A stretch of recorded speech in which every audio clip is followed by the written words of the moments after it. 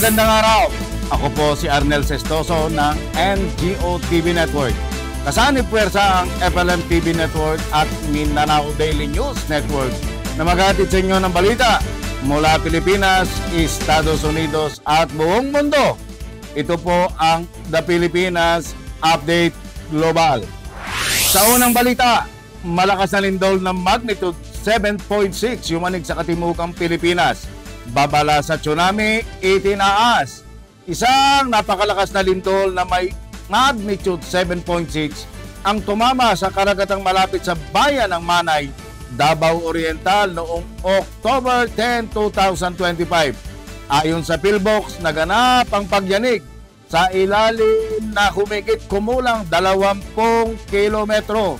Agad na naglabas ng babala sa tsunami ang mga otoridad dahil posibleng magkaroon ng mga alon na aabot sa mahigit 1 metro sa taas na karaniwang daluyong. Nag-evacuate ang mga residente sa mga baybaying dagat habang nagsasagawa ng search and rescue ang lokal na pamahalaan. Ang nasabing lindol ay sumunod lamang ng ilang araw matapos ang 6.9 magnitude na lindol na tumama sa Cebu. Dalawang sunod-sunod na lindol sa Mindanao. Hindi bababa sa 7 ang namatay. Dalawang magkahiwalay ngunit magkaugnay na lindol. Unay magnitude 7.4, kasunod ang 6.8 ang yumanig sa katimugang bahagi ng bansa. Ayon sa NDRRMC, 7 katao ang kumpirmadong nasawi, samantalang 12 na bahay at gusali ang gumuho. Nagtaas ng tsunami warning, ngunit agad ding binawi matapos ang ilang oras. Tinagurian itong doublet earthquake dahil sa magkasunod na naganap sa parehong lugar. Nasira rin ang ilang bahagi ng Davao International Airport at sinuspende ang klase sa mga apektadong lungsod. Sa iba pang balita tungkol sa lindol, 3 patay sa 7.4 lindol sa Davao Oriental. 3 katao ang iniulat na nasawi sa magnitude 7.4 na lindol na yumanig sa Manay, Davao Oriental na naramdaman din sa iba pang bahagi ng Mindanao at Visayas nitong Biyernes ng umaga. Ang lindol na naganap alas 9:43 ng umaga ay nangyari isang araw matapos ang magnitude 4.4 lindol sa Pugo, La Union at Luzon nitong Huwebes at magnitude 6.9 naman sa Bogo City, Cebu noong isang linggo sa Visayas. Ayon sa Philippine Institute of Volcanology and Seismology o PhilBox, ang sentro ng lindol ay naitala sa 043 kilometro hilagang silangan ng Manay at may lalim na 20 kilometro. Naunang iniulat ng PhilBox na magnitude 7.6 ang lindol bago ito ibinaba sa magnitude 7.4. Ayon sa Davao Oriental Governor Nelson Dayang Hirang, 2 ang naiulat na namatay sa kanilang rehiyon. May ilan din anyang mga nasugatan at ginadamot sa mga pagamutan doon. Pasado alas 2 ng hapon, kahapon ay kinansela na ng PhilBox ang mga tsunami warning na naipalabas nito alas 9:53 ng umaga. Nakansela naman ang pasok ng mga mag-aaral sa mga eskwelahan at trabaho sa mga tanggapan ng gobyerno sa Davao Region. Gayon din sa kalapit lugar sa Davao Oriental at Davao de Oro. Nagsasagawa na rin ng rapid damage assessment sa mga infrastruktura at pasilidad ang mga lokal na pamahalaan sa Davao Region hinggil sa epekto ng naturang lindol. Napaulat na maraming gumuhong gusali sa tindi ng malakas na lindol. Pasado alas 3 ng hapon kahapon ay higit sa 200 aftershocks na ang naitala ng PhilBox na nasa 5.8 magnitude ang pinakamataas. Ayon naman kay PhilBox Director Teresito Baculcol, nagmula sa Philippine Trends ang magnitude 7.4 na lindol na tumama sa baybayin ng Manal, Davao Oriental. Hindi rin aniya konektado ang pagyanig sa mga lindol kamakailan sa Luzon, Visayas at iba pang bahagi ng Mindanao. DPWH walang takdang panahong sinuspindi ang lahat ng road reblocking. Ipinahayag ng Department of Public Works and Highways o DPWH na sinuspindi ng walang takdang araw ang lahat ng proyekto ng road reblocking sa bansa. Ito'y kasunod ng mga ulat na ginagamit umano ang mga proyektong ito bilang pagkakakitaan ng ilang tiwaling opisyal. Ayon kay Secretary Manalo, magsasagawa umano ng investigasyon at maglalabas ng bagong patakaran bago ipagpatuloy ang mga proyekto. Tatlong eksperto iminungkahing suriin ang kalusugang pangkaisipan ni dating Pangulong Duterte. Pinag-uusapan ng hukuman ang pagtatalaga ng tatlong eksperto upang suriin ang mental fitness ni dating Pangulong Rodrigo Duterte kaugnay ng kaso niyang crimes against humanity sa international na hukuman. Layo na nitong malaman kung may sapat siyang kakayahan, pangkaisipan upang harapin ang paglilitis. Posibleng gamitin ng depensa ang pagsusuri upang mapatigil o maantala ang proseso ng kaso.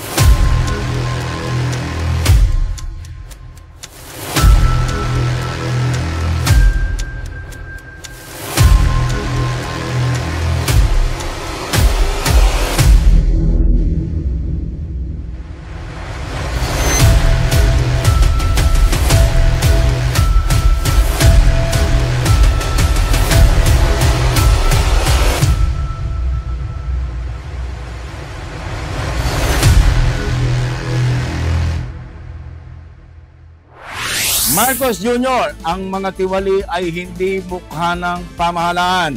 Binigyan din ni Pangulong Ferdinand Bongbong Marcos Jr.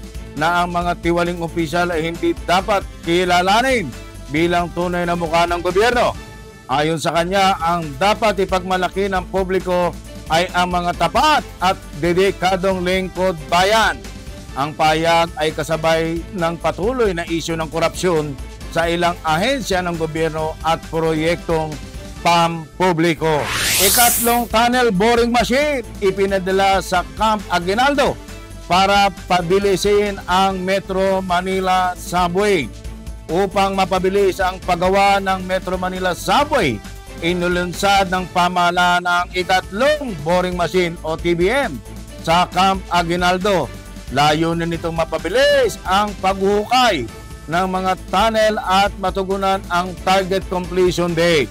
Ayon sa Department of Transportation, bahagi ito ng Build Better More program ni Marcos Jr.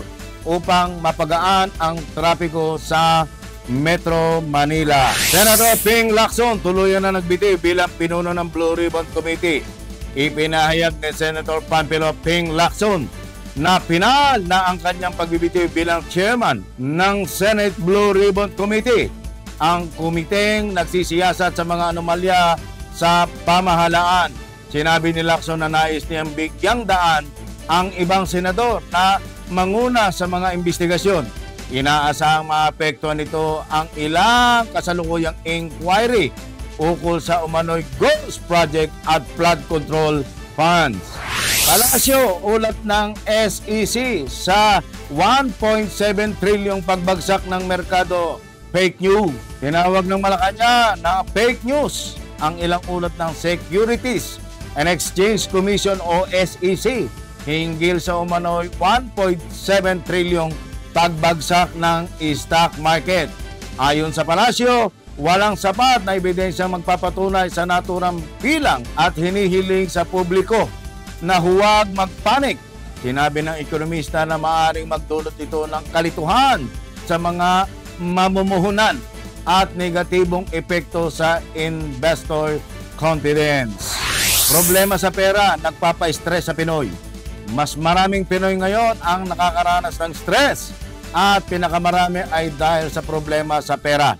Batay sa latest Social Weather Station o SWS survey na isinagawa noong September 24 to 30, lumalabas na nasa 34% ng mga Pinoy ang stress. Mataas ito sa 27% noong December 2019. Lumabas din sa survey na 32% ay minsan lang ma-stress, 30% ang madalang ma-stress at 4% ay hindi raw stress. Sa mga stress, ang numero unong ugat nito sa nakararaming Pinoy o nasa 53% ay dumaranas ng problema sa pera. Ikalawa ay sa kalusugan na 42%, dahil sa trabaho at eskwelahan 39% at dahil sa pamilya 38%. Naman sa gender, marami ang mga kababaihang stress o nasa 41% at nasa 27% sa lalaki. Ang survey ay ginawa sa face-to-face interview sa 1,500 respondents at may plus-minus 3 margin of error sa national percentage.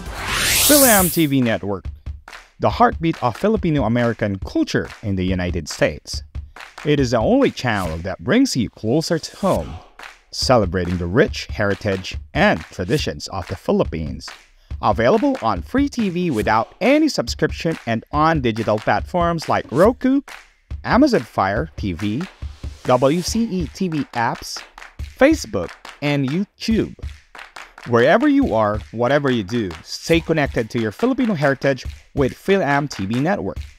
PhilAm TV Network, Inc., the only Filipino-American channel always within reach. PhilAm TV. For PhilAms, by PhilAms, on Free TV. The only channel available on Free TV without any subscription, also available on digital platforms such as Roku, Amazon Fire TV, WCE TV, Facebook, and YouTube. Wherever you are, stay connected to your roots with PhilAm TV. Visit our website, www.philmtv.us. Passport ni Saldico, pinapakansela na ng House. Pinumpirma ni House Speaker Faustino D. III na pinapakansela na niya sa Department of Justice o DOJ ang pasaporte ni L.S. Saldico matapos itong magbitiw bilang kinatawan ng Ako Bicol Party List. Sinabi ni D na agad niyang tinawagan si Ombudsman Jesus Crispin Remulla noong matanggap niya ang resignation letter upang ipakansela ang pasaporte ni Ko. Right after nung matanggap nga namin, tinawagan ko kaagad ang dating DOJ Secretary Remulla, sabi ni D. Kinumpirma rin ni D na hiniling niya ang pinakamabilis na paraan para sa kanselasyon ng pasaporte upang malimitahan ang galaw ng dating kongresista. Ang sabi ko, nakatanggap nga kami na nag-resign na siya as member of the House of Representatives na kung maaari lamang kung ano ang pinakamabilis na paraan na makansela na ang kanyang passport para sa ganon ang movement din niya ay malimitahan.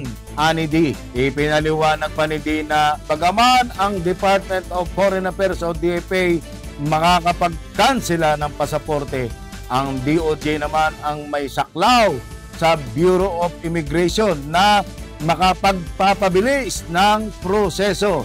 Nangako naman aniya si Remulla na gagawin ang pinakamabilis na paraan para makansela ang pasaporte ni Ko.